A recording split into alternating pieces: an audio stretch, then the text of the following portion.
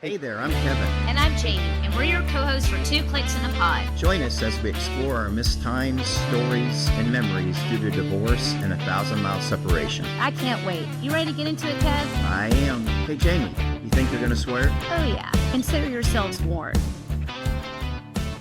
All right, well, today we are joined by Shayne Morrissey. Shayne Morrissey is a native to St. John's, Newfoundland, Canada. Shayne played junior hockey in Canada before committing to play NCAA college hockey with Newman University here in Pennsylvania. Shayne was named the ECAC West Rookie of the Year in 2014 after his first season in college. And after graduating in 2017, he sits fifth all-time in career points scored with 108 points in 4 years. Shayne turned pro, splitting his time between the SPHL, ECHL, where he now holds the Evansville Thunderbolts record for the most goals scored in a single season.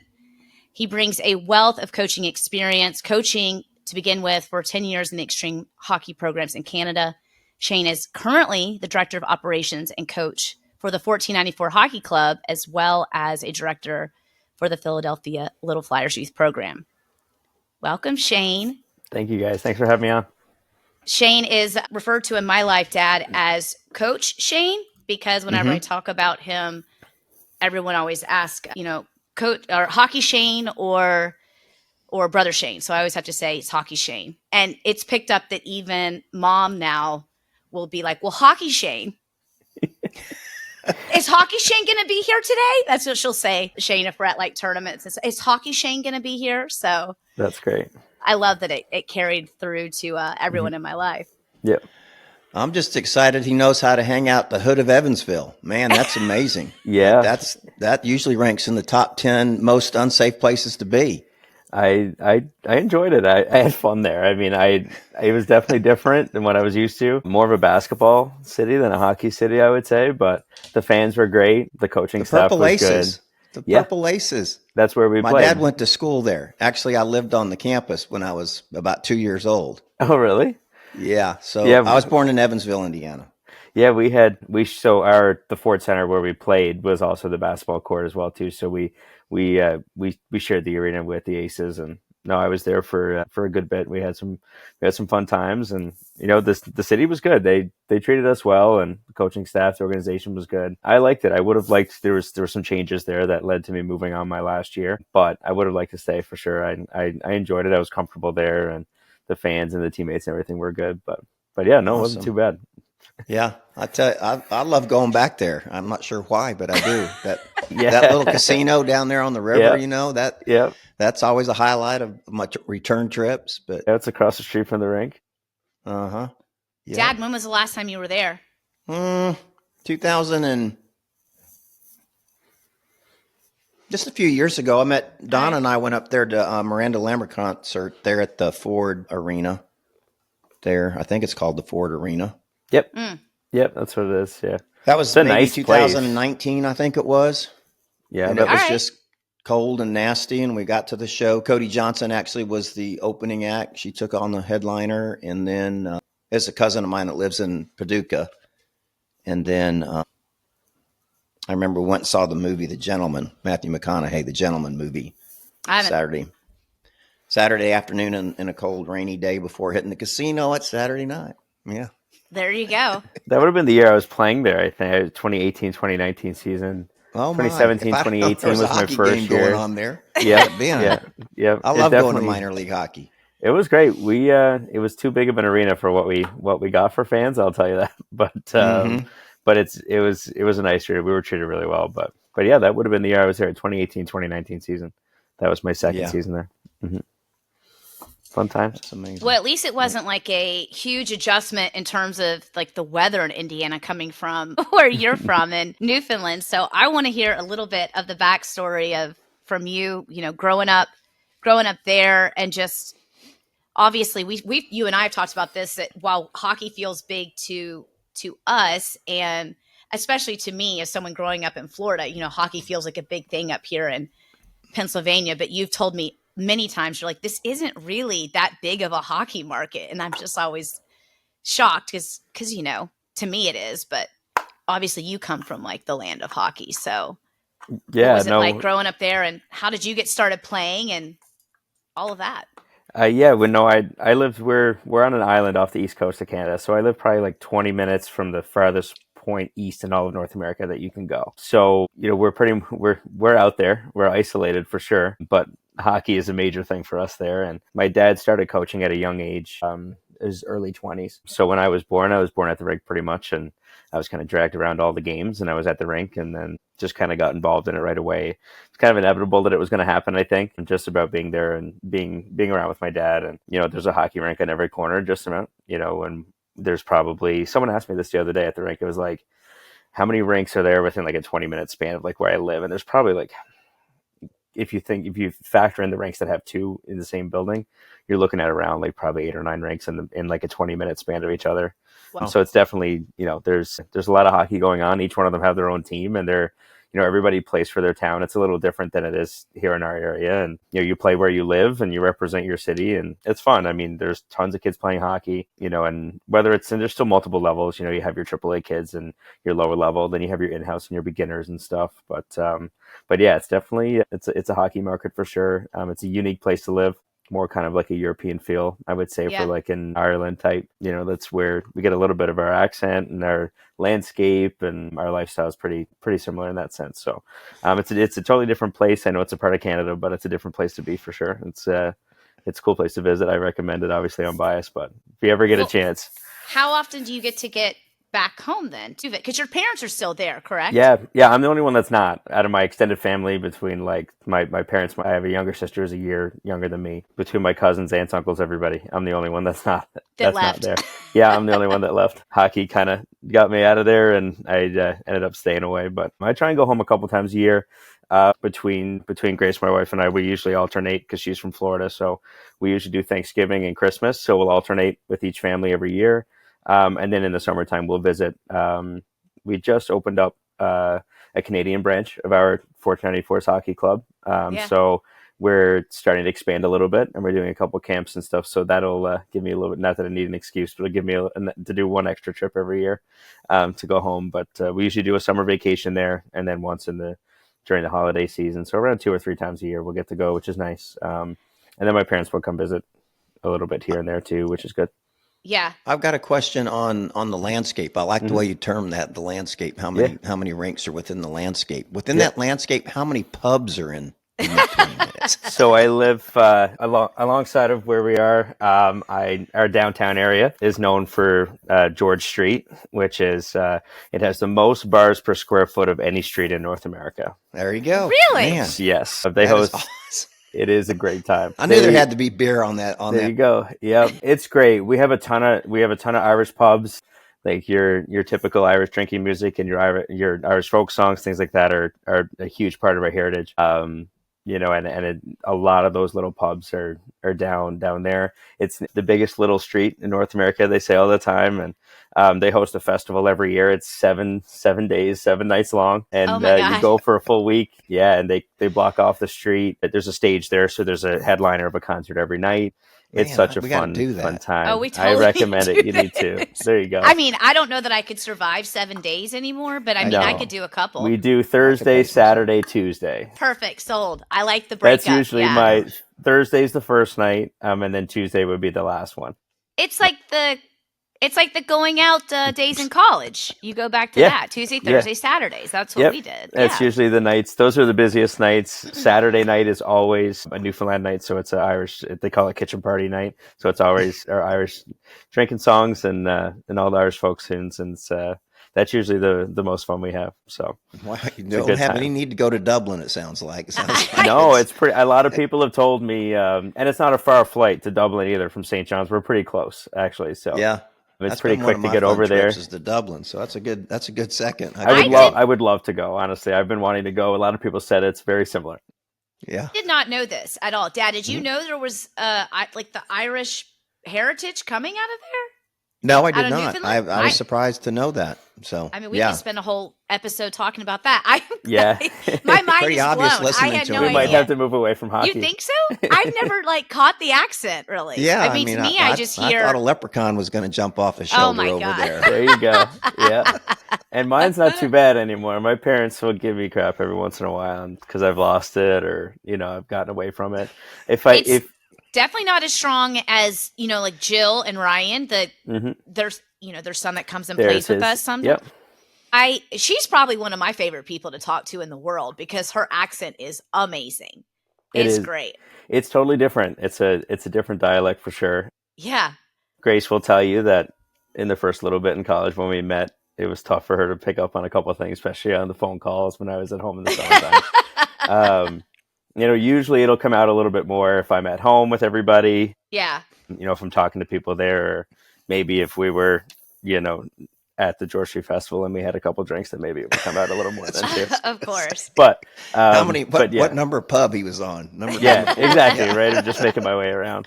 That's but great. yeah, no, it comes out a little bit. Have you met my dad yet? He's been down a couple times for a I trip. met him once, I've seen him a couple times, but I think you actually introduced me last year real quick. And, but I didn't talk to him enough to His is pretty really good hear too. it. Yeah. My mom and my dad, they're like slightly different, but yeah, so it's interesting for sure. But it's always had the kind of little bit of an Irish tone to it for sure. Love it.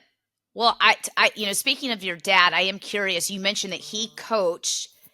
Did your dad coach you as a child, or did you have different coaches? No, he did. As we like say, a non-parent coach. Right, exactly. A non-parent coach. Yeah, my dad did. My dad coached me a little bit when I was younger. A lot of times, to be honest with you, he was more of an assistant. Mm-hmm. He did, and I will say this, I will give him credit. When I was younger, I was a little bit stronger for my age, so I played up a level, played with some older kids. And I remember my dad was always like, he was good with me. He was tough at times, but as a head coach, he was very good. And I laugh with these parents talking about coaches giving their kids more ice time and things like that. He was the opposite. I was the youngest kid on the team, and I remember a lot of games I'd be sitting there, and if it was the end of a game and, the older guys got to go or the stronger players went, and he knew where I stood, and, and I remember, championship game, I didn't get to go out there and whatever. And, but I was the youngest guy, and he was great with me. And he's like, look, I have to coach a team and I'm your dad, but, I got to do my best job to I want to win. Yeah. And I was young at the time, and he was great. That was, early on, but I was really young at that point. I was probably Parker's age, actually. And, he was great with me. And then as I got older, he became like more of an assistant coach where he'd be around and he'd help because of his experience. And then when I got older, I'm like more into like bantam age, so like 13-ish, he moved away from coaching me, and then he went into the high performance program for our female group. He started coaching the girls a little bit, and he coached into the Canada Games. So he got away from it as I got older. Just kind of was a dad, let me play, and kind of steered away from it anyway. So it was a combination of both, which was interesting for sure. I would love to pick his brain in here because I'm sure you tell him stories about what you go through and you deal with parents, and like it would be very interesting to hear from him too, just how he's possibly seen that dynamic change with just like how intense parents can be, and with youth sports. I don't know, as much as it's like I'm aware it's crazy, and try to dial yourself back as that parent. Being at Parker's rec flag football game on Sunday morning, I looked over at Chris and I go, I wasn't made for rec sports. I just couldn't. It just, the dysfunction and, and everyone's just kind of like, this is going to sound so terrible, but it's like, they're all just there to have fun, So I don't know that I'm just too competitive for it, I think. So I have to remind myself though that, as we often say, these are 9-year-olds playing hockey. 100%. We had that this weekend. We had our little mites were on the ice this weekend, and they're a good group. Like there's some really solid players for their age. So some of them are 7, some are 8, and they're young. Some of them have played a little bit of full ice games, and which is just for those who are not aware. A lot of the younger kids play half ice, so it's smaller space because they are tiny, just like you would with a soccer field.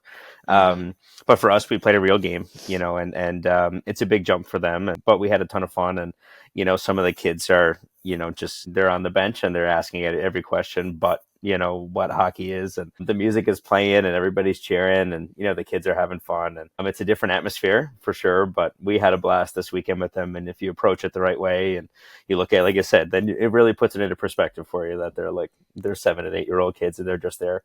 They all left with a smile. They're all happy, and Yeah. that's really what's all that matters. But it's definitely an adjustment going from, a competitive to a non-competitive atmosphere. And I had Yeah. the college guys that I coach at the NCAA level there. They were there, of course, and they're NCAA athletes, and they're on the bench, and they're trying to encourage them and looking at them like, guys, just have fun and don't worry about it. Just cheer them on. And that was it. Just be positive. And if there's something to fix, you can tell them a little bit. But it's a different atmosphere.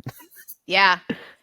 But it is intense. And I mean, I just want to like kind of hear how you mentioned like, hey, it was inevitable, like playing hockey for so long, like transitioning to coaching. But I really want to hear just kind of like, what made you really want to do that? Because it's really hard to coach, and it's really hard to coach children. So, how did you make that transition and, decide this is it? This is what I'm going to do.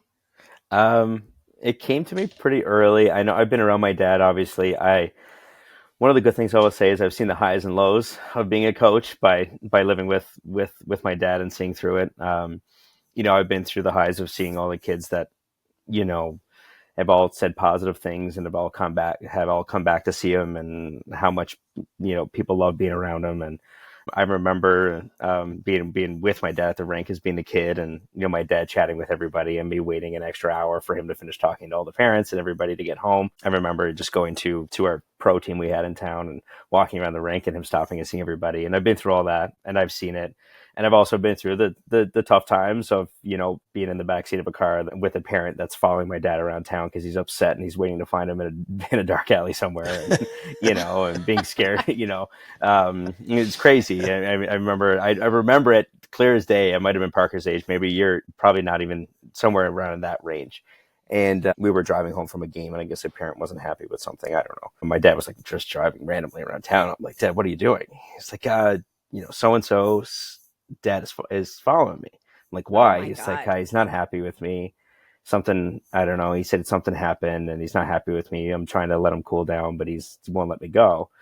So my dad's real job, I will say, because at this point with us, it's volunteer work. It's not any paid positions. We went to his work, and he's a food inspector. So he did a lot of seafood, essentially was what he did at the time. Mm-hmm. And of course it was a government building, so they had security. So we ended up just driving to his home. I'm like, why are we going to your work, Dad? It's Sunday night. He's like, there's security here. If something happens to me, somebody can help me. So that's what we did. And we went there, and when the security guard came out, the guy drove off, and, and I remember being a little bit, when I was playing like in junior hockey, I was living away from home, probably around 18 or 19. I come home, and I remember another time having to separate him from another parent, parent coming after him, having to me get in the middle. And so I've seen both sides of it. You get to see the good and bad, but for whatever it was, I was always interested in helping my dad. Like as I got older with the stuff he was doing, and I was always interested in hockey in general. Mm-hmm. So when the time came, I was in high school, so it was probably 10th grade, and the opportunity came up for me to work with Extreme Hockey in Newfoundland, and that was my coach at the time for my I was playing 18U at the time as a 15-year-old, and he was great. He played in the NHL, and he was living there and running his whole hockey program. So I got out on the ice, and of course, with me being in high school, I was given the littlest ones, and I just I always found like one of the things I was going to do if I wasn't coaching hockey was education. Mm-hmm. I always thought like I was good. Like if someone, what are you going to be if you don't want to be a hockey player? And I said I'd be a teacher. So it was kind of the same thing. It just happens to be hockey. And so yeah, I just kind of, it kind of worked with the little ones, and I kind of similar to what I've done here, just stayed with that group there. And there's been some amazing hockey players come out of that program now, guys that play in the NHL, and I've been able to watch them grow up and be there. And yeah, I just kind of taken to it really early on, and I was just kind of a goofy high school kid that got along with the kids, and they had a ton of fun with me. I had a ton of fun with them and really liked it. And the more I got into it, the more I got involved. And they kind of understood what I wanted to do as well. So as a company, they were like slowly, progressively getting me to do more every year, to the point where I was running a lot of things. And as I got older to 18, 19, 20, and then into my college years, same kind of deal. So by the time I was graduated with college and I was finished, then it gave me an opportunity to kind of set everything up for myself and kind of do it here. Yeah, that seems, working with kids and that young, that does take a skill set because it's difficult. And as witness of a kindergarten soccer game on Saturday. It's very, very difficult. And my son was running that side of the team, and it's just, the attention span is not there. The kids, it's amazing how some of them who know and understand the game, and you can tell when it's a part of family life that these kids that know how to play soccer, it comes very easily and quickly, and can dribble the ball at, age 6 that just looks everybody else like they aren't even there. So I told Shayne he was not getting a renewed contract at the end of this year, so I'm not worried about it next year. Oh man, that's funny. No, it's good. I mean, that's where I started. I mean, I was young too, and I just had fun with them. That was it, and that's kind of, you gotta. That's all you can do, really. That's all you can do. You have to shift gears a little bit. We had a ton of fun with the kids. We made every day exciting, and it was a lot of summer stuff for us. It was off season, so a lot of summer camps where, we were with them 24/7 the whole day, whether it was off ice at lunch or if we were playing games or on the ice. It was a lot of fun. We made it really exciting, and that made it fun for us too. I didn't feel like it was a job for me. I think that's probably why I loved it so much. It was nice to get a paycheck at the end of the week, but at the same time, like I really loved doing it, and I didn't really, I honestly really. I know the owner will say this. He told the story multiple times before. When I first started, I didn't know I was getting a paycheck. I just said I was going to coach, and I was there the first week I got paid, and I was like, I looked at him. He's like, "It's your paycheck." I was like, I didn't even know I was getting paid. I just signed up. I signed up to coach, and that was kind of how it was. I just loved doing it. And it was fun. So it was kind of it's really where it all started for me. Yeah. That's amazing. That's amazing. What little experience I have, I guess, would be, going skiing in the wintertime and watching and having Kelsey in a ski school and seeing the instructor with those, 3 and 4-year-olds. And I say, man, I do not want to have to do that. I don't want that. Yeah. That doesn't look like fun. But it's definitely interesting for sure. It is fun to watch them progress for sure. I can't imagine that's got to be gratifying. That's always the best part for sure. Well, it's unique for you too, I think, because you coach anywhere from what I at least see, you're working with the 5, 6, 7-year-olds. And then on Friday night, you're helping to coach Newman College hockey. So I'm very interested how you code switch between dealing with very little kids to then getting what I would think would be a very enjoyable experience working with a college team, I think lucky that you get that diversity, but how do you manage flipping from those two very different dynamics? I think that's one of the positives for me that I love about what I'm able to do right now is I'm not really pigeonholed into one age group. I think everybody as a whole grows. And when I was younger and I was in high school, I was totally meant for 5, 6, 7, 8-year-olds. My energy, the attitude, the way how I acted with the kids, I was just super goofy and I can still be that. I'm still that kid, 100%, and I still will be. But I think as I've grown as a coach too, I feel like I have more to give and I've learned a lot. So to be able to still be that goofy kid on the ice with those little ones and then shift gears to Friday night and, on the bench and maybe the odd F-bomb here and there, or the intensity of the stuff on the bench and the way the game has changed. And the one thing I will say is, I just try my best to shift gears. I think sometimes it can be hard, and especially on the weekends, I coach 11 and 12-year-olds is my main teams that I coach. And so Friday night is Newman, Saturday morning is, Peewee hockey. And it's definitely tough at times. It's very hard to shift gears from time to time, but, I just try and channel it all in and, I'd either, maybe think about something before you say it or how you're going to approach it. And, I try my best to really learn what works for the kids, for each kid on my team. I know some kids I can be a little bit more tougher with, and I can get on a little bit and they'll respond very well. They'll get it and they're good. And then, some other kids, I gotta peel it back a little bit and be a little bit softer, or maybe just sit down next to them and talk it out. Every kid is different. So I think I've found that no matter what age group I'm coaching, I think the approach doesn't change, but at the same time, maybe delivery could be a little bit different. But it does help that I'm an assistant coach with the college team. I'm not fully in charge. So I'm more of a players guy where, they'll come to me for questions and I'll help, not so much any of the strategic side of things. Obviously I help facilitate a little bit and I help push the head coach's message. But I think that definitely helps where like I'm more, obviously I'm the head coach for my youth teams, but being an assistant for college, I'm just more of a players guy. So it's pretty much the same thing. All the A little bit college more guys, fun. it's the same thing. Mm-hmm. Yeah, Yeah. 100%. I get to really sit back and just kind of pick away at the game and not really in charge of making any decisions. I just more help the players. They ask me questions, I answer them. If I see something, I point it out. So that definitely helps, but it can be tough at times. I've had some adjustments for sure, but I try my best, or if I feel like I'm getting heated in a college atmosphere could work, not at 12U, then I just take a step back and take a second, and then I'll dive into it. Well, as a grandparent, at the last time I went and watched Kelsey, who's in Dallas, my youngest, and her two boys playing, and Leo is old enough that, well, he's Parker's age, so, and he plays there at one of the Stars complexes, but the most frustrating, and I think this is probably Jamie can relate to this, is just then goes back to the point about your dad having to run from everybody because people were upset at the coach.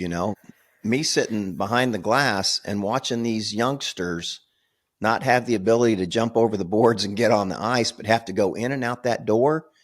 And yet there's a coach sitting there and standing there, and you've got players coming off the ice and players going, into the bench. And for whatever reason, nobody seems to have any protocol is get out of the way and let the kids get in, and then you be able to go out, or better yet, work it both ways. And it was so frustrating. I said, this isn't hard to solve. Somebody For the love of God, let them out first. Let the one out on the ice first. Yep, get them out of there, and then my goodness. But oh my gosh, every time they do a shift change, I'd say, Lordy, that right there is a booger that just. Well, as a parent, watching that was probably the hardest thing to watch them learn as a team, because it's such a logical thing. I think as an adult, you're like, no, let them out and then you'll go in. It's kind of like the elevator effect, right? Like when you're waiting for an elevator, the proper etiquette is you let the people come off before you go in. And maybe the coaching was happening, but from where I was sitting, it wasn't. And so I was like, oh, for the love of God, this is one thing I could actually coach, like teaching the actual flow of a line change. But yeah, Dad, that's they're better. I will say Parker's team I do think they're decent at that. There's still challenges, but I think they're pretty good at it. Yeah. They're going to come to a point. This wasn't even close to being good. This was just frustrating. I don't think it didn't bother them. And then in a couple of years, they're going to want to jump over the bench. And, that'll be fun in itself. And I'm kind of at that age right now. That would be fun. I'm at that age right now with my groups that they want to do it, and most of them are pretty good. Like they're going into bantam, so they're pretty good with it now. But they're like teenagers, right? They're like preteens and teenagers, so some are really tall, some are not yet. So some can get over, some can't. So that's always an interesting thing. But yeah, it's never a dull moment with those, for sure. That was one of the things I had envisioned, you sitting there on the bench, and then you knew you were in trouble when you saw one kid jump over the board. Yep. And he disappeared, and face first, and you're screaming, "Get out on the ice! Get on the ice!" And you can't even see him. You don't even know where he went. The best is watching the mites when they're so tiny that they can't see over the boards. So like it looks like there's nobody on the bench, but as soon as that door opens, there's 5 of them coming out. Yeah, they flood out. Yeah, yep. Watching them try to hop the boards is, oh my God, it's funny and terrifying at the same time. Like, not yet, kids. You're not there.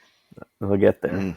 Well, the middle schoolers that you have, I think because that's kind of an age where you really do, obviously it's competitive at every age, but I feel like that's an age where it's almost like I can justify that. You're kind of approaching high school, which is, you're really getting to a high level play for people who won't carry on into college, but those that need to be competitive. So how is it with working with those? And those are your what? You 10, 11, 12-year-olds is what you have basically? Or no? 11, yeah, we're 13U and 12U now, like going into next year. So they're like 11, 12, 13, like that range. Yeah, so they're like literally going through puberty, like big life changes, right? Maybe they're starting to get interested in more social things because they're teenagers. So how do you keep kids that you think like, no, this kid's a good player, like he's got talent, like how do you keep them motivated in that transitional, like on an emotional level, social level, like keeping them focused in? Or maybe it's not hard. I will say this: I've been like really lucky right now with the groups that I've had. I've actually been coaching the same team since they've been 8. So I've had 4 years with both teams. So this will be my 5th year with the same age group, the same group of kids, a lot of the same kids, to be honest, which I'm very fortunate to have the same groups of kids and parents around. I will say that I'm lucky that like they're all pretty hockey motivated, so I don't think the outside forces have really creeped in too much yet. I can definitely see the changes, of course, the emotions and just the off ice stuff, and they're like finding their way. They're like towing the line of what they can or can't say to get away with, and there's little things like that. I think the biggest thing is like phones and social media at this point. So it's been good. I don't think there's really been any, I've been fortunate enough and, that there really hasn't been anything that we've had to deal with, or we feel like they've kind of gotten away from hockey. And, I know I'm a little bit biased because I love them, but I feel like we have 2 really strong teams, which helps. That we're good teams. We compete. We're very motivated. So they've been good for me. I have done like some cell phone rules where, when they're in the locker room with their buddies, there's no cell phones. And, before games, when it's time to go in the room to get ready, there's no cell phones out or anything like that. And so they hang out with each other and they're off their phones. I think that's probably the biggest thing, is just dealing with phones and social media, the Instagram posts and things like that. I try and like, I'm pretty open about stuff. I mean, like they all have cell phones. They all have my phone number. I know they're 11 and 12 years old, but they need something from me, they always reach out, or they'll text me. I always ask them, like, if I know you're not the one driving, but if you're running late for practice, you text me. It doesn't have to be your parents, and give them some responsibility. And they're all pretty good with that, so. And you'll stay with them? Like, will you keep coaching those 2 teams? Yeah. For a while. That's my plan. Yeah. I'm going to stay with them. We're moving into them getting older now, and it's worked out great. The parents are good. The kids are great. Everybody's used to me. And I find, my message hasn't gone stale. I think I've grown with them, we'll say, at the same time. And I feel like I'm really close with all of them, but at the same time, they all respect me enough to separate Coach Shayne and just Shayne that I've known for a long time off the ice, Right. So we've found a very good happy medium that I find works really well. So I'm definitely interested now that I've seen the little kiddie age. Now I'm getting into the preteen stages. And well, you're kind of like an uncle, you've seen all of that. That's pretty like very special for those boys and those families to get to have you with them for so long and continue down that path, because it is a unique experience for sure. It is. But it's interesting, and I think the parents make it what it is, to be honest. I feel like the parents have been great. The kids have been great. Our atmosphere and our team culture has been amazing, and that makes me want to come back every year too. Yeah. That's the best part about it. When you are, and when you're in that 11 to 13 range and you're starting to see the development, kind of the progress that your hard work has put forward, and kids, showing a better ability in the younger years. And I guess what the direct question has to deal with as a coach, is there a point in time, based upon the child or based upon the lack of skill, or maybe better, the lack of interest is probably a better way to put it, to where he's there because mom and dad want him to be there, but he just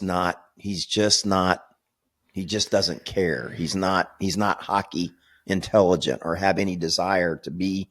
He's there because he's kind of being not necessarily forced. He enjoys going, but his lack of interest or his lack of really ambition and desire to be a better player just isn't there. I mean, is there a time where you just kind of have a conference with the parents to say, and that's a business question as well. You want the kids to play because it's generating funds, but if he's picking dandelions, I mean, he just doesn't, there's no need for him to be there. So yeah, no, thankfully for us, it's AAA hockey, so it's a little different. When you start dealing with like AA or A level or more of like an in-house type, that's where you start to see that a little bit more. You can see it. I mean, sometimes you can see the interest level in kids drop off as they start to get older, and you'll start to see it now. You have some kids that I've spoken with a bunch, and I had a kid one time at 8 years old, and he was an unbelievable athlete in another sport. and they missed a lot of hockey because of that other sport at a young age. And as a coach who would love to have the kid there, it was tough, because obviously we needed him. But Mm-hmm. at the same time, he was also very good in this other sport, and it's tough for kids, and you don't want them at 9 years old to have to isolate one sport. You want them to be athletic and do other things, especially if they have passions for it. That's the other thing Yeah. too. So Yeah. I've been in situations where that player didn't come back the following year. And I would have loved to have him play, but he dropped back to a lower level so he can be a multi-sport athlete as opposed to focusing his time on playing at a AAA level and kind of dialing it back in the other sport, So there's definitely been instances where that happens. You can kind of see that, over time, and that's part of life. I mean, sometimes I've seen so many kids, like I've coached kids at, 13U, and now they're, that was when I first started. So now they're around 16, 17 years old, and now they're a wrestler, and they're going to go to college for wrestling. Like things change over time, and or maybe they just they enjoy playing a little bit of hockey for fun, and that's kind of it. And then they go to college and they get their degree and they go on into the world after and work from there. So you see it all the time, and you have to accept it. I can see it in some kids too sometimes, and sometimes the parents want it more than the kids, but as long as they're enjoying coming to the rink every day and they love what they're doing, that's what matters most to us. And if it's not, then that's okay. You want them to be happy doing something, right? Doing something. Exactly. Sure. That's what's most important. Well, and as you said, stepping back's not so bad as long as you get to play, Exactly. Yeah. You can find, there's multiple ways to do it, in a sense that like they can still play hockey and still do other things and enjoy it. It doesn't have to, like, hockey can be part of your life, but it doesn't have to be the whole thing if that's not what you want. Yeah, you hear a lot, or I've heard a lot recently, like these professional athletes are, going on podcasts and talking about just, hey, let your kids play different sports and let them play a fall and a spring and a summer and do it all. And I love that idea. I love that concept, but I don't think it's realistic in the youth sports environment right now, because again, as a parent whose son loves to play hockey, one, that is his preferred sport above any other sport. But if he wants to be good at hockey, then he almost has to play the full year, and I think it's become that. And I think that's any sport. I have good friends whose son plays baseball, and he's playing baseball year round, and again, if he wants that spot on the high school varsity team, it's kind of expected that he's playing this other club team that's going to keep developing, So I guess, what do you think about that? I mean, do you agree with that, or? I don't necessarily. I don't. It's funny that I say that because, obviously I own 494's hockey club, and where and I tell people this all the time, like I talk to so many parents about things, and my business and how I make a living is based off of spring and summer hockey. It's off season, right? So naturally, as a business owner, I want business. So yeah, I would obviously we have tons of kids that are in our program that are playing at different levels and they train. But as you know, from Parker being involved in our program, there's options, and what we decided to do for our program a couple of years ago, when we first started, is we don't practice multiple days a week in the spring and summertime. We practice, we'll do two practices back to back in one night. So 2 hours of hockey in one night, as opposed to 2 separate nights for 1 hour. And, I give the parents, if they would like to do 4 weekends of a tournament, then great. If they would like to do one tournament, awesome. If they would just like to practice with me, that's fine too. And the reason being is because I believe that a good hockey player it should also be a good athlete. And I think kids should be eligible to play other sports. They should be open to do other activities. If by practicing with us once a week on Tuesday night for 2 hours, you've got Monday, Wednesday, Thursday, Friday open for them to do soccer, dance, music, whatever they feel like they want to do, or just go run around outside with their friends and hang out, whether it's another school activity or whatever. I think I'm fortunate to say that, Grace and I have really found a way to have a good, happy medium and encourage kids to play lacrosse, to do other sports.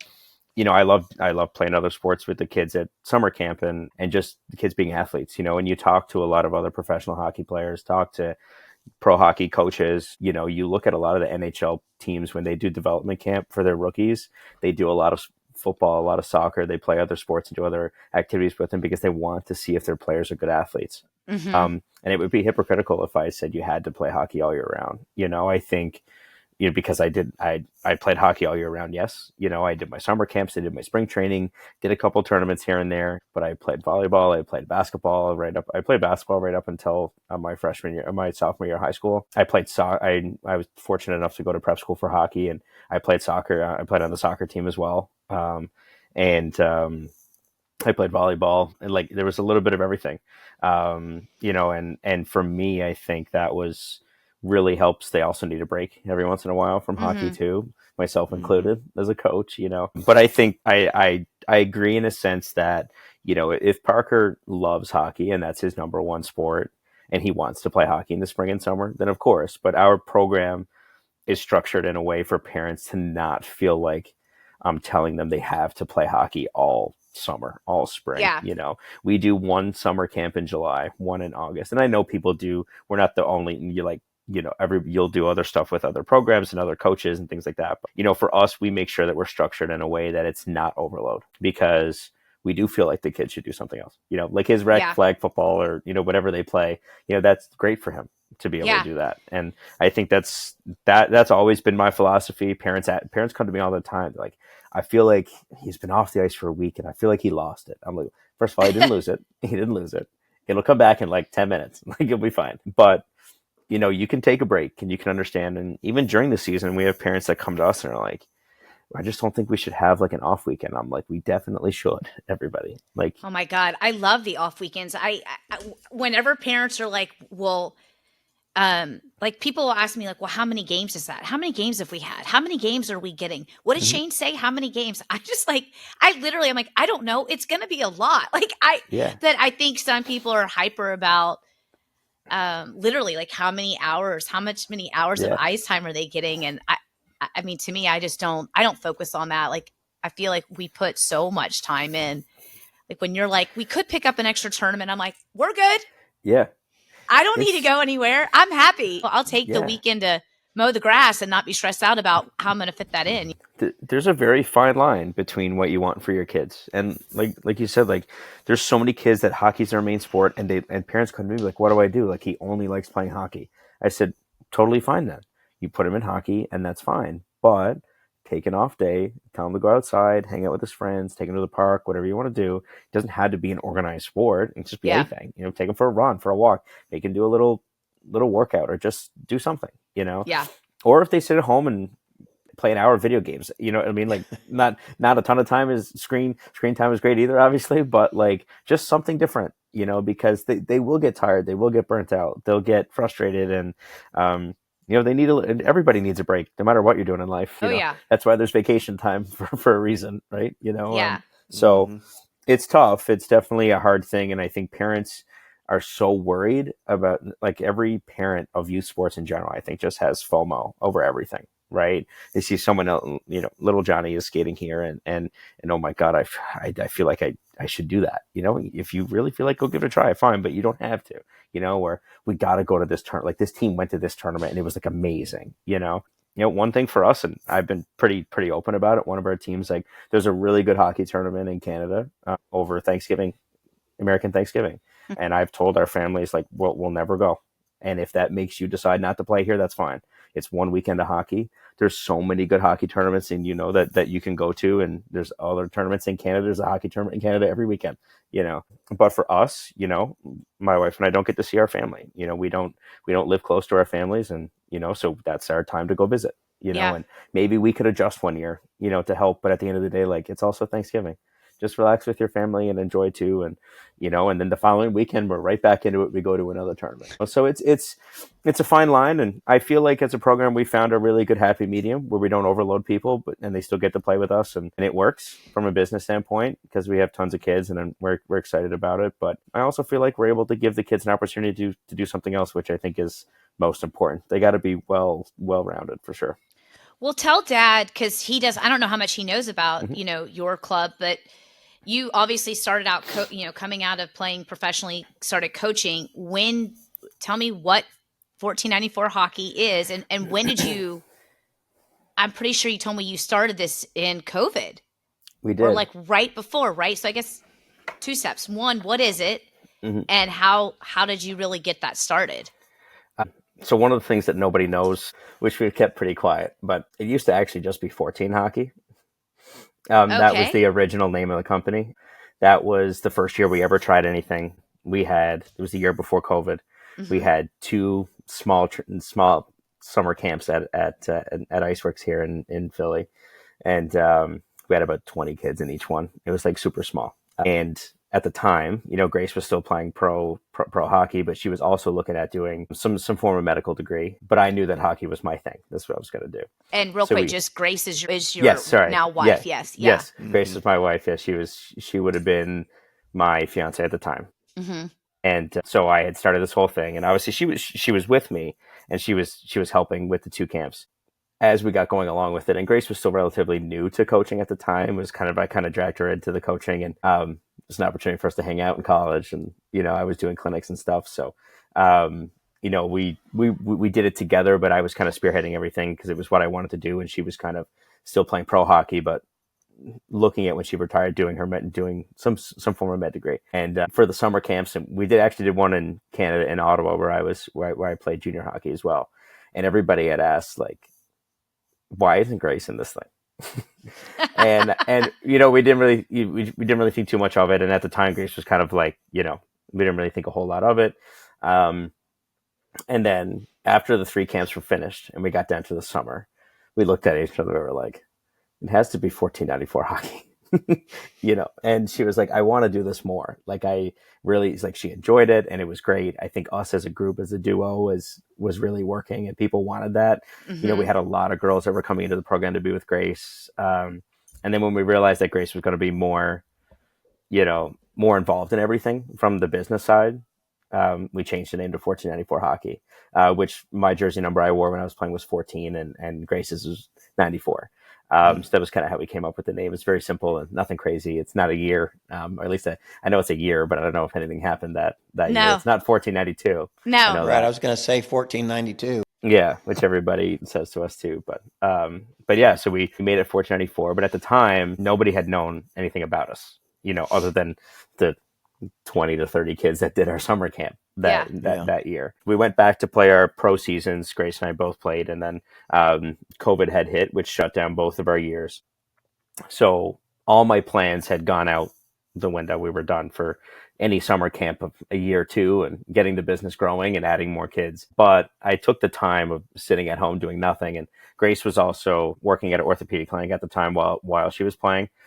So I would be stuck at home all day and not doing anything. So I started to build up the business a little bit more. I built our website, tried to make things look a little bit more official. I kind of did all the legal work and all the accounting and everything. I started just kind of building the foundation for Grace and I.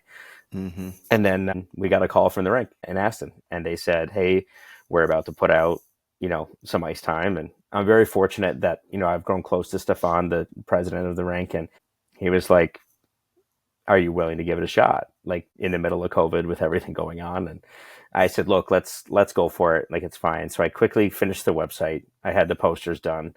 And, for a lot of businesses, COVID was a really hard time, and it was tough for a lot of companies. But, for me, I don't know if we would be where we're at if it didn't happen, as funny as that sounds, because everybody was so desperate to get their kids out of the house, to get them back on the ice. We were the first program in the area to post something that you were willing to do it, like, in that time. Yeah. And I took a chance on it. We had a ton of safety measures with the masks. There was no parents allowed in the rink. They had to get dressed in their cars and then walk in.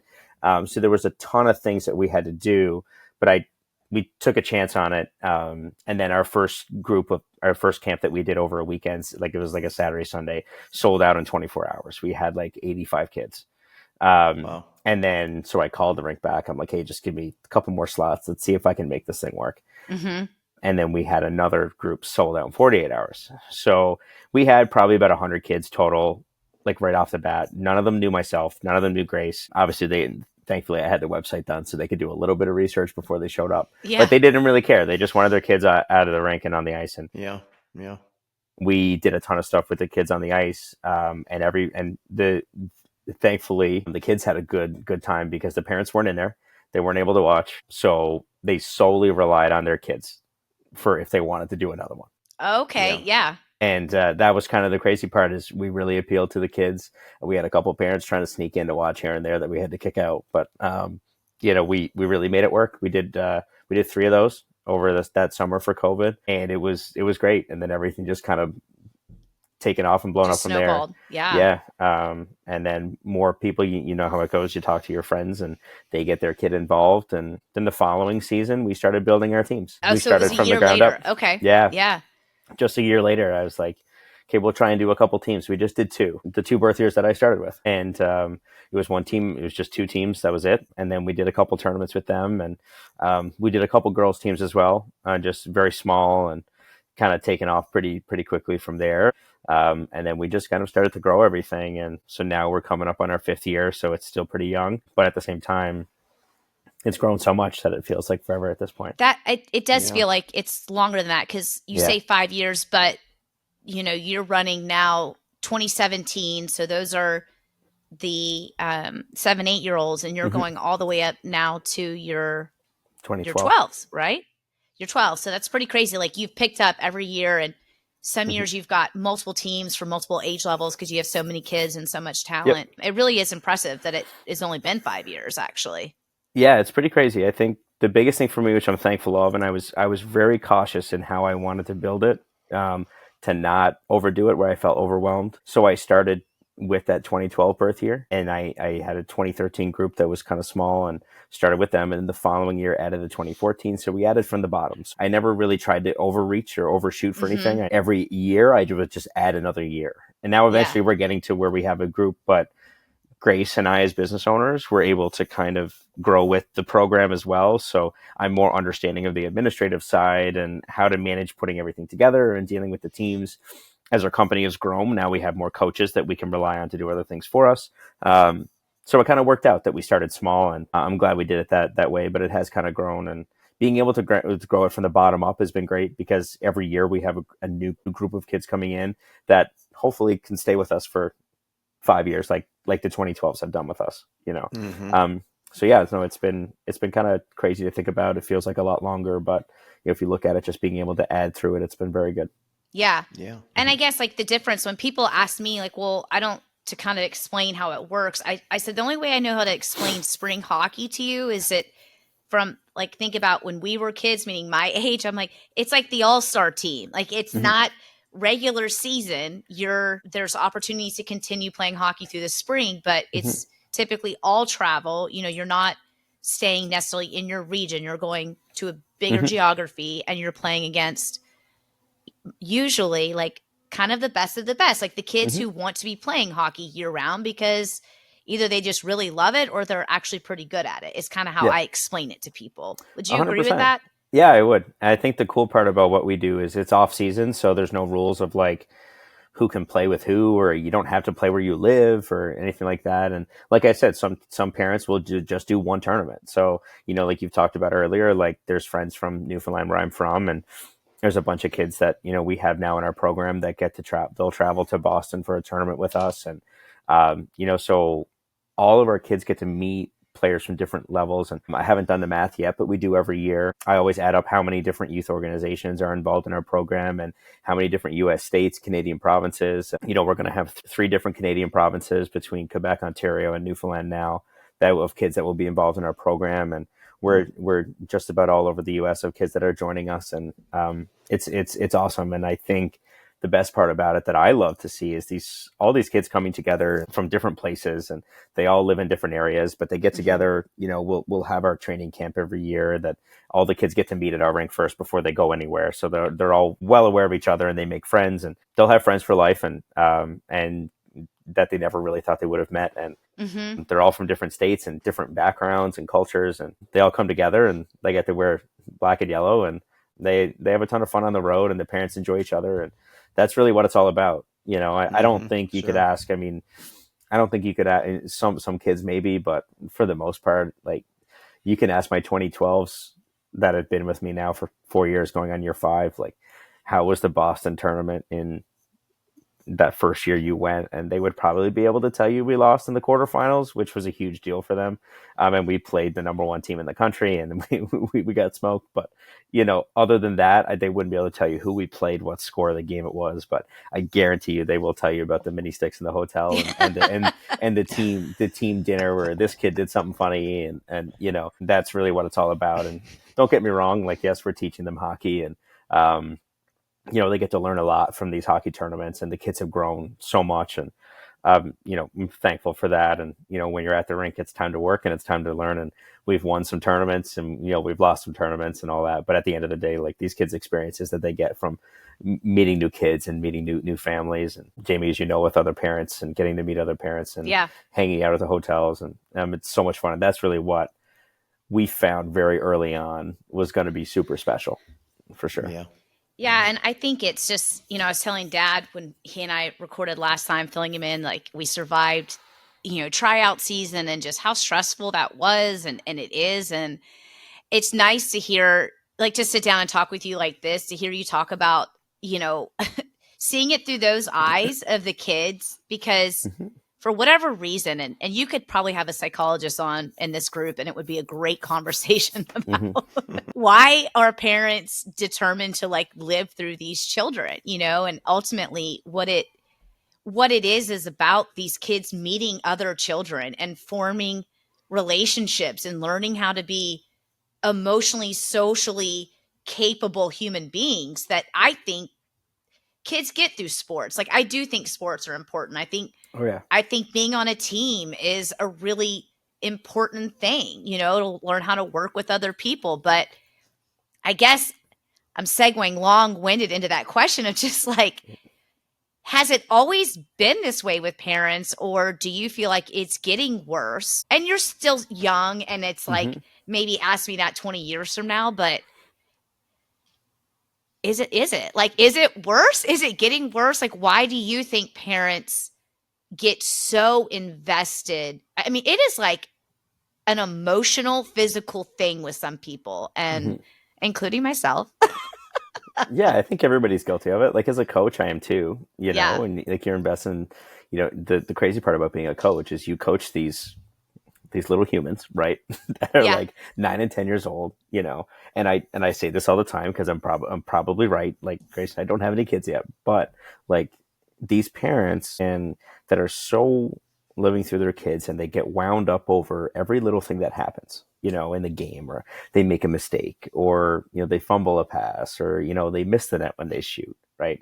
And we all be like, oh my God, I can't believe they just did that. At the end of the day, they probably took their stuffed animal on their road trip with you, and their blanket, and you go back to the hotel, and, they're still at the hotel with their blanket and their bunny. And then it puts it into perspective, like, oh my God, like, okay, I just gave him a rash of shit for doing X, Y, and Z, but, he's still a little kid. He still sleeps with a blanket. Yeah. Yeah. And I think people forget that. They get so wound up. So it's very hard for everybody to understand, because as a coach, I can be hard on them, and I want to push them, and I want to motivate them. And there's times where, I can be their best friend, but at times, they might not like me because I was a little bit tougher on them that day because they weren't really giving their very best, So it's like, that's always the hard part of a coach, is finding the happy medium, but yeah, that's kind of what always brings me back to center, I think, is like, especially when you're dealing with that age group, and you're dealing with those young kids, and, it's tough to deal with that. I think parents forget that sometimes. And on the other side of it too, when we're just talking hockey specifically, like, it's an expensive sport. I hate the fact that I have to charge as much as I do. And listen, business is business, unfortunately, and I have to run a business, and I have to pay my own bills, and that's how it goes, right? But I have to pay my coaches, and I have to pay for their travel and everything else that comes with it, and the expenses. But at the same time, I also want to make sure that, I understand that parents pay a lot of money for this, right? So for me, they're spending a lot of money, so they expect a lot, and the expectation is very high. But at the same time, it's trying to take those expectations and turn them into a reality. It's the toughest part. And I think, the reality is that, yes, you can have high expectations, right? We all want to challenge the kids to get better and do other things. But at the same time, the reality is they are going to be 8 and 9 and 10-year-old kids, and they are going to make mistakes. You're going to watch the Flyers play on TV later that night in the NHL game. Someone's going to fumble a pass and miss the net too. And those guys instead of paying thousands of dollars to play hockey, they're making millions, Mm-hmm. So, Mm-hmm. and you just paid $300 to watch them. Yeah. So, right. Exactly. And that's kind of the reality that I try and put it into. It always brings me back to center. We can all overreact on it every once in a while. I think one of the hardest parts of my job is definitely trying to help with those expectations for parents and making them see things. And everybody's different. Every parent group's different. Their goals are different. But at the same time, I think that in itself, and like I've said, I've been in the car rides with parents, so if they help with a ride, because Grace is at another rink, and I've been at the hotel. I've done the curfew checks, and all those things where, you open the hotel door and there's the bunny or the bear, and you're like, okay. So we're all right, So it's tough. I mean, everybody wants I always want what's best for the kids, but at the same time, you got to really try and do the best that you can to help the kids and try and deal with the expectation a little bit.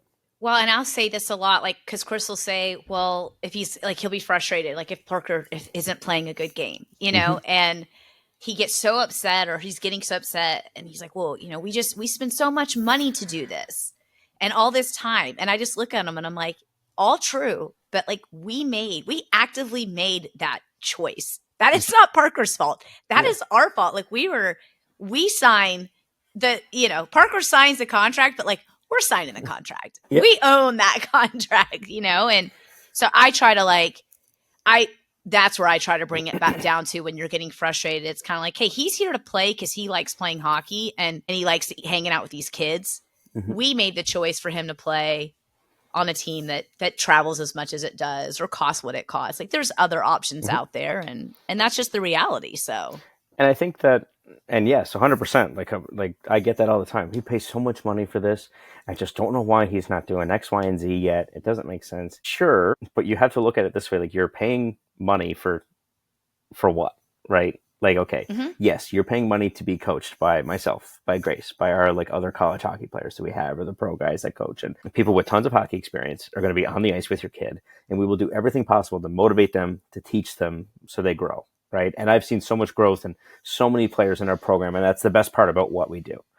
But when they get older, you're spending all this money for them. They're also going to learn discipline. They're also going to learn how to deal with adversity. They're going to have to learn with dealing with that one teammate that drives them crazy, that they don't want to deal with, but they're going to have to, because at the end of the day, when you go out there together, you're going to have to play for each other. You might not you're going to have to deal with playing that really, really good team that you may never beat, but you can give your very best every single second you go out there, knowing that you may fail, and then maybe at the end of the day, then, you're paying that money for them to, for your kid that you could barely skate at the beginning of the year is now flying up the ice and having a ton of success, or you have a team that was an underdog that wins a championship at the end of the year, and that's what you're paying your money for. And yes, you are 100%. You're spending your money on your kid getting better, and you get all of that, and you get the coaching, and you get the little help and the skill sessions and all that, and that'll come with time for sure. But at the end of the day, I think parents forget the other half of what they're really paying for, and that's the stuff that pays off later on down the road when all this is done, and they're adults and they're living their lives, and you're like, oh, God, I miss going to the rink, or I miss tying their skates, or I miss driving them, So that's what people forget, and it's trying to rein that back in is always the hard part, but you have to sometimes. We just always joke. We say that Parker's going to be the best beer league hockey player that Aston will have seen in years. That's what, and obviously we're kidding. I mean, what he gets of it, he gets of it.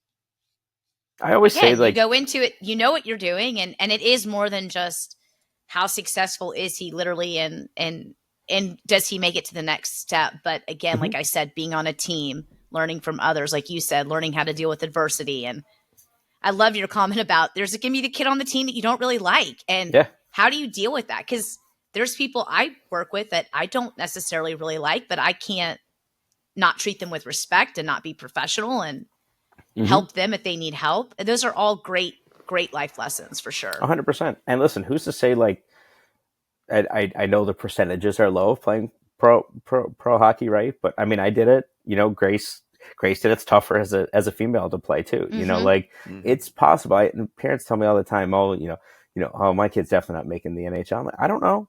I mean, he's 8. What's the saying that he doesn't? And I'm not here selling everybody. I'm saying, hey, come play for 1494. You're going to make the NHL. No, you come to 1494. You're going to be part of something special that like you're going to have a ton of coaches that'll motivate your kid, and you'll life lessons along with hockey lessons, right? But at the same time, I'll never sit here and tell someone they're never going to make it. You know? Because who knows, right? I've seen so many kids grow and players that you would have never guessed, and you have no idea how things are going to play out, right? I try and be super positive with them about that and letting them reach their goals. And if it doesn't happen, then they learn something else along the way too. Along the way.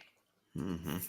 Well, I am going to put you on the spot because you've baited me with this story, but I want to kind of like get to closure here by we talk a lot about crazy hockey parents, and there's a million reels and memes, and I am definitely can be one of them. It actually got brought up last night when we were just at the pub. Oh, really? Someone was like, what did you say again? That it was one of the spring games, I think, some team from New Jersey that we were playing, and they were being really rough, and the other team, whatever, and they just weren't all that great of skaters, and they kept calling penalties because their player was like skating into one of our players and falling, basically. Mm-hmm.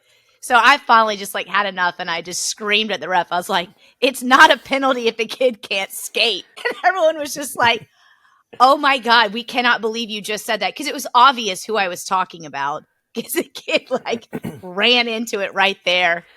And I remember Chris looking at me, and he's like, oh my God, like that kid's parent could be right here. And I was just like, what? I mean, I can't take it anymore, but, and then an hour later, you're like, I am literally the worst version of myself when I'm sitting at a 8-year-old's youth hockey game, but I know I'm not the worst, and I'll leave it with that and let you tell me. I want to hear about the trash can.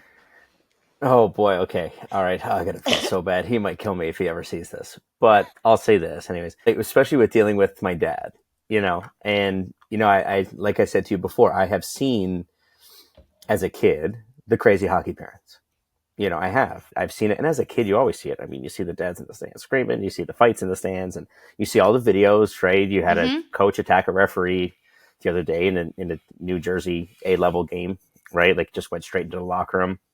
You've had so many instances, and you talk to so many young referees now. And my cousin, a senior in high school, and he referees, and I asked him about it, and he's getting used to dealing with the yelling and being yelled at. And I don't think it's worth the money that you make refereeing to be abused by parents. But unfortunately, like somebody has to do it, right? And he makes really good money, and he's very good at handling it.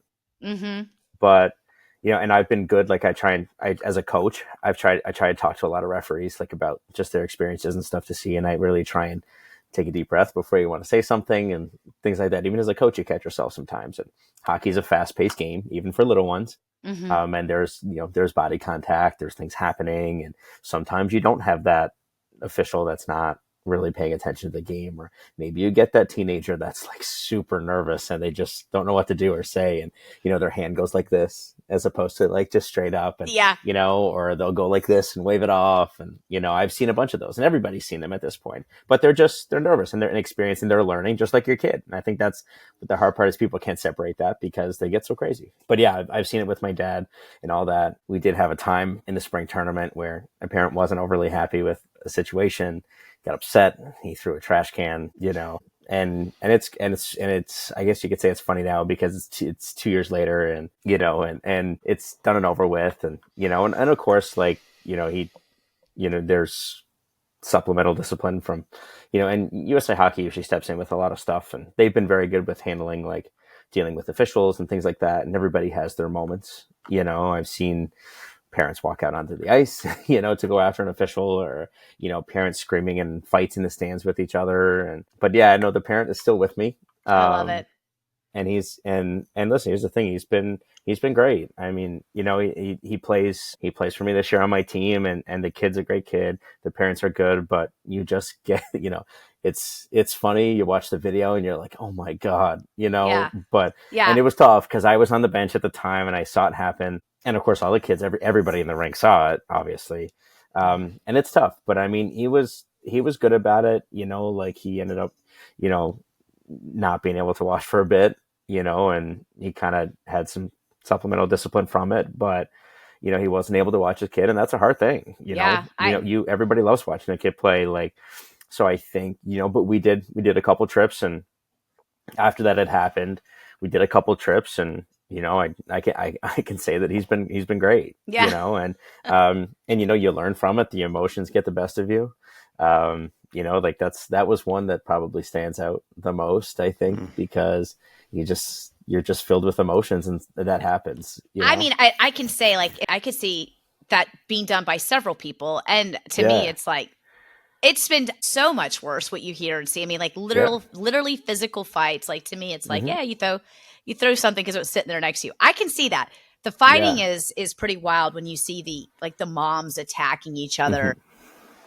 I will say it's tough. And like I said, even as a kid dealing with it with my dad, like having to drive around town for like 20 minutes because my dad was afraid to go home, you know, over one crazy person. Crazy. And you know what the funny part is? Like I said, I was Parker's age. I was 10 years old.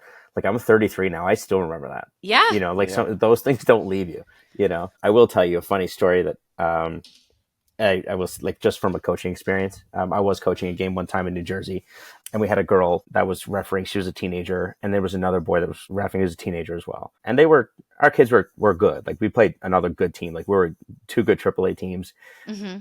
I would probably say that these two refs were still young enough that they probably shouldn't be doing our game, but those were the only two ones they had. And they were there when they both skated out, and they always come over to the bench to talk to us before the game. I kind of knew what we were getting into. You know, it was another good team. It was a heated game. And it was 2-1 for us. We were winning. And what happened was the other team had scored, or what I'm going to say is the opposing team. They did not score. The other team thought they scored. Okay. It was very questionable, and there's no cameras. There was a live bar camera, but it's only for the whole rink. You can't see right behind the net. You know, she points for a goal and then waves it off immediately. So we're like, which one is it? The parents are screaming like it's a goal. The other parents are screaming it's not a goal. So she comes over to the bench, talks to her partner, and I can tell they're like super stressed out. Oh. And I'm like, and honestly, for me, like, this was also a non-league game, so the game didn't matter. It was just two competitive teams. And funny enough, like, our kids were friends. Like, because of my program, I had known the other team's coaches. Mm-hmm. The other parents all knew each other. The kids were friends. They all played with each other at some point. So, like, it was an intense hockey game. Nobody wanted that goal on my team to be counted. The other team wanted it for sure because they would have tied it up. So she comes over to the bench. She looks at me and she goes, I don't know what to do. Just straight up. I said, well, what do you think happened? I said, I come down, I'm chatting with her. I felt so bad, right? I'm like, what do you think happened? She's like, I think it went in, but I don't know 100%. And I said, well, if you think it went in, call it a goal. Mm-hmm. Be done with this now. And everybody's screaming from the stands, and like myself and the other coaches are like, stop, like, just let it be quiet. So it's dead quiet. I said, if you want to call it a goal, I promise you, I won't say anything to you. Call it a goal. I said, I don't think it went in. I said, but I said, if you want to call it a goal, call it a goal. I'll tell my coaches, my parents, kids, don't say nothing to you, and go. And instantly she starts crying. Oh God. And I'm like, it looks like I just made this referee cry. And I'm like I'm like, okay, take a second. Like, it's okay. So I called the other coach over because we're friends. We've known each other for years. I call him over and he's like, we're friends. Like, this is okay. Like, we'll get through it, you know, like, no big deal. Like, it's all good. So I said, call it a goal, take a second, like, get some water. Like, we're all good. And then she called it a goal, and the hockey gods got us, and we ended up winning in overtime. But the crazy part about the whole thing is like, you don't actually realize like how like that probably $45 she got for that refereeing that game was not worth it. Oh my God, You she's know? probably like traumatized now. Like, But if having it worked wasn't through for it, some of yeah. these kids that deal with this, like we wouldn't have a game to play. No. That's right. So Wouldn't have been playing anyway. You forget that sometimes in the intensity of the game and everybody's screaming and going crazy, and it's just a tough time, and like it's so hard with this game and the way that hockey has gotten with certain things, and I don't know, it's tough. It's really hard, but you have your incidents and you learn from them, and 2 years later you can laugh about them or joke about them, and Yeah. and everybody will say, you remember that time you made the referee cry? And I'm like, I don't say Oh, that God. too loud, but we made it through, and we got through the game, and everything was okay, Oh, but you wow. forget, but it's so easy to get wrapped up, you see everybody screaming, and you see the fights in the stands, or trash cans being thrown. It's hard not to, I guess. I've learned a lot, and I've seen a lot, I will say that for sure, but you get a little bit of it all. Well, and we'll continue to do so. I mean, obviously, Yeah. I'm assuming the plan is to keep growing, and you mentioned, opening up some camps up in Canada. So that's awesome. I mean, is there anything you want to share, like for those listening, anything about, you want to promote or share with us? We're excited to expand into Newfoundland. I've always been wanting to do stuff. I'm very thankful for the group that I worked for in Newfoundland. I wouldn't have any of this without them. Honestly, I learned a lot from them and how I run my program and how they do things. So I try not to step on toes when I'm home. I really don't want to be in a business where I want to compete with anybody. So we're very fortunate to find a weekend where like there was no hockey going on, and the other program that I worked for wasn't doing anything. And he's great. He's been a huge mentor for me. And I try to make it known that I'm not trying to steal business from anybody, but for me to be able to go back home and do something with these kids and provide them with an opportunity and take kind of how I've been able to do things here. Because originally, I learned everything that when I first started, people started seeing things differently on what I was doing. And it was just a different style, and how we were doing everything was kind of different than what was, according to parents anyways, from what it had been done in other places. Yeah. So to be able to take what I learned there to bring it home, and now to do some of the things that I've learned here to bring them home is like, it's great for me, and kind of like a full circle moment. And to be able to do that is going to be super exciting. And we have our showcase. We're getting pretty close to being sold out, which is crazy. But like I told you, there are already a lot of kids that play hockey. So we're close to being sold out, which is awesome, and we're excited to kind of bring that to Newfoundland, and also to continue growing our program here. We've been fortunate to have so many amazing families and kids that really make this worthwhile for Grace and I. That we get to be around great kids and families every day, and it's what makes coming to the rink fun every day for all of us. So, obviously, like most people, we're on TikTok, Instagram, and YouTube. Just 1494's Hockey Club, where I will say we are making a little bit of a name change. So we're 1494 Hockey, but now we're going to be 1494 Hockey Club. So we're going to take that name full time moving forward, starting in August, and that will be an exciting thing for us. We're kind of doing a small rebranding of sorts, and with some new jerseys, some new logos and things like that. So after 5 years of doing it, we're excited to kind of build off a little bit more with some more coaches, more teams, and doing a little bit more for the kids. So I can't wait for that. I'm excited. That's awesome. All right. And we'll make sure that we tag you in all this and share. That way people can reach out and check out the website. And obviously we're heading into, for parents with kids, that are looking for something to do with your child in the summer, heading into summer camp season, and y'all's camps are great. Like, the kids love the 1494 camps. You guys do a great job of making it fun. And I think from a skills perspective, I will speak as a mom who's put her son in mini hockey camps. You guys probably are the best. You do it the best in terms of making it fun, but them actually getting really good attention to fundamental skills and developing them in a short period of time. So I am a huge advocate for the programs. We'll share that for sure. Great. For sure. Yeah. And that's the biggest part. We want the kids to come back, right? And that, like I told you, our whole company had success based off of the kids, and the kids telling their parents, and that was kind of the crazy part about it. Usually if parents like it, they come back, but we based it off of the kids, and they learned a lot. The parents felt like they got a lot out of it, or the kids felt like they did, and they always felt like they're learning, but at the same time is they really want to come to the rink every day. And we have parents that drive pretty far to play for us, and they drive far distances to be at the rink with us. And it's crazy to think I chat with a lot of them and they say, listen, we only do it because they keep asking, So, Yeah. that's what matters most to us, of course. And great families and kids that if they all want to be there with us, they're all going to be motivated to learn. So that's what's most important. That's awesome. Very awesome. Yeah. Well, thanks for doing this. It was great to have you on. Yeah. But no, I appreciate all the support you've given us. Absolutely. And I'm more than happy to be on and help support you guys and what you do. So that's right. That's great. Yeah. Well, I'll see you Wednesday morning at 6 a.m. most likely. 6 a.m. ready to go. Thanks, Shayne. Appreciate it. Thank you, guys. Thanks for having me. Yep.